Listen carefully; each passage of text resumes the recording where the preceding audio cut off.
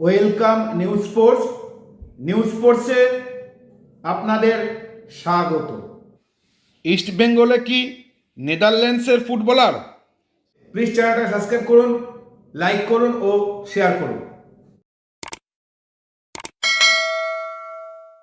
দল বদলে গতবারে ইস্টবেঙ্গলের ফল কিন্তু একদম ভালো হয়নি।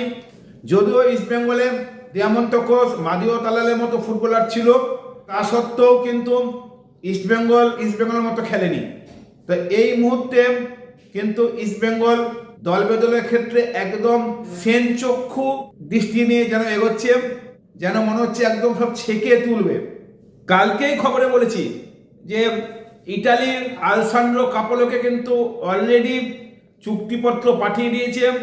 সামান্য কিছু ক্লজ আছে, সেই ক্লজ নিয়ে আলোচনা করছে। ইস্টবেঙ্গলের কাছে মোট এই মুহূর্তে আরও 4-5 জন ফুটবলারের বায়োডাটা আছে। তার মধ্যে একজন স্প্যানিশ ফুটবলারের বায়োডাটা আছে, একজন ব্রাজিলিয়ান ফুটবলারের বায়োডাটা আছে, আরেকজন আফ্রিকান ফুটবলারের বায়োডাটা আছে।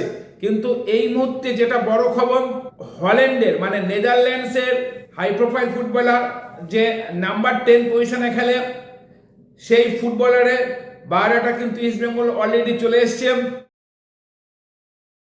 তার সঙ্গে অলরেডি কন্ট্যাক্টও করা হয়েছে। তার নাম অ্যালেক্স সালকে,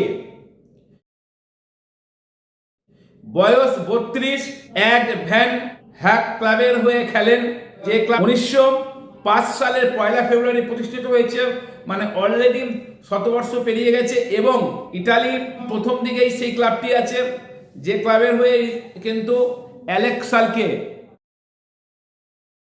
24টি ম্যাচে 10টি গোল করেছে এবং 2টি অ্যাসিস্ট করেছে। নাম্বার 10 পজিশনে খেলে, কিন্তু right back, left back, right winger, left winger, মানে যে কোনো পজিশনে এই অ্যালেক্স সালকে খেলতে পারে, যেটা আমরাই প্রথম ব্রেকিং করছি। 30শে জুন 2025 বর্তমানে যে ক্লাবের হয়ে তিনি খেলছেন তার সঙ্গে কিন্তু চুক্তি শেষ হচ্ছে। তো ইস্টবেঙ্গল তাকে কিন্তু একদম ফ্রি প্লেয়ার হিসেবেই পাবে।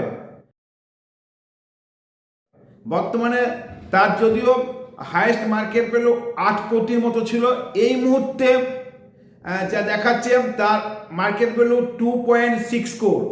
তো এই মানে একজন বিদেশি যদি ইস্টবেঙ্গলে আসে, ইস্টবেঙ্গল আক্রমণ ভাগ যথেষ্ট শক্তিশালী হবে। প্লিজ চ্যানেলটা সাবস্ক্রাইব করুন।